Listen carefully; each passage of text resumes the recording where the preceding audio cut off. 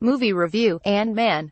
VAP, Washington. In 2015, Paul Rudd starred as a size-shifting superhero in Ant-Man, then stole the show from the Avengers with his brief cameo in Captain America: Civil War, 2016.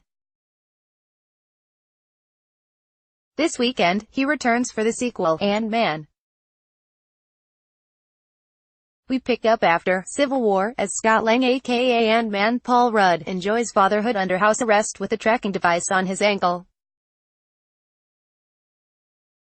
He must find creative ways to ditch the device to join Hope Van Dyne aka the Wasp, Evangeline Lilly, to battle a menace named Ghost, Hannah John Kamen, who may hold the key to finding Hope's mother, Michelle Pfeiffer, the original Wasp who's stuck in subatomic purgatory in the quantum realm.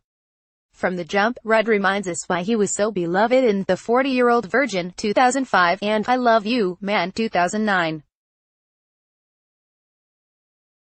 He exudes charm right from the opening scene, playing with his daughter Cassie, Abby Ryder Fortson, in an elaborate cardboard fort, fostering her young imagination with creative string puppets, the world's coolest self-made sliding board, and an Indiana Jones prize at the end of the tunnel, a Little League trophy for World's Best Grandma. Sharing a title role with Rudd is Lily Lost, who kicks butt as the Wasp and improves upon his ideas with suggestions of her own. In one scene, he says, "I'll go high and you go low." She responds, "My suit has wings. I'll go high and you go low." Heading in, you'll roll your eyes at the double insect title. Walking out, you'll be glad that you got bit by the superhero bug. Surrounding the dynamic duo is a deep cast. Lawrence Fishburne as Tech Whiz Drive,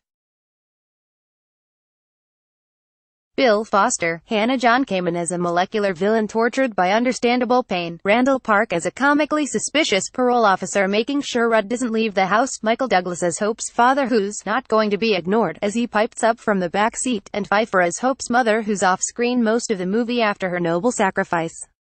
Still, the real show stealer is Michael Pena, Crash, who returns as Scott's twitchy former cellmate Luis, who now runs a small security company with David Dastmalchian, The Dark Knight, and rapper T.I. No, Rubber Band Man is not his superhero name. Pena had me crying with laughter during a truth serum bit, narrating a flashback sequence where Rudd, Lily and the other actors move their lips with P and tilde A's voice coming out. It's comedy perfection. Hats off to Rudd and fellow screenwriters Chris McKenna, Eric Summers, Andrew Barrer and Gabriel Ferrari, who pen rapid-fire repartee that is often laugh-out-loud funny. Occasionally, the jokes don't land, such as a debate over Rudd's trashy office desk, but most of the time it soars, particularly a hide-and-seek story that leads to a debate over wardrobes versus dressers. Granted, few folks go to superhero flicks for the dialogue, most go for the action, which I'm happy to say packs a punch. Director Peyton Reed, Ant-Man, fills the battles with size-shifting comedy, as cars, buildings and Pez dispensers shrink and expand like Honey, I Shrunk the Superheroes. The best fight scene unfolds in a restaurant kitchen, as the microscopic Wasp runs along a knife blade and a giant salt shaker flies through the air. It's these little touches that make Ant-Man. My favorite nuance comes from Rudd as a gigantic Ant-Man mounts a semi-truck like a razor scooter, kicking his foot on the ground to build up speed to ride down a San Francisco hill. You can't help but smile through much of it, which is welcome after the genocide at the end of Infinity War. For those craving answers to how Ant-Man fits into the larger Avengers plot, stick around for the first post-credits clip, which is gasp-inducing and vital to the franchise going forward. Feel free to skip the pointless second clip at the very end of the credits. In the end, there's not much new here compared to the first Ant-Man. Critics must dock points for originality simply because this is Ant-Man's third appearance on screen. There's also a good chance the plot details will fade from memory just hours after you've seen it. Still, for the 2 hours this baby is on the big screen, it's an absolute joy to watch with the family.